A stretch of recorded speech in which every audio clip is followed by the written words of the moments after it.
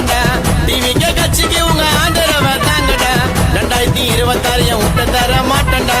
தளபதி உன்னை சொன்னா கோடி ஜனம் கூட்டண்டா தளபதி உன்னை சொன்னா கோடி ஜனம் கூட்டண்டா டேய் இருங்கடா கொஞ்ச நாள்ல நாங்க வர போறேன்டா டிவிக்கே கட்சிக்கு உங்க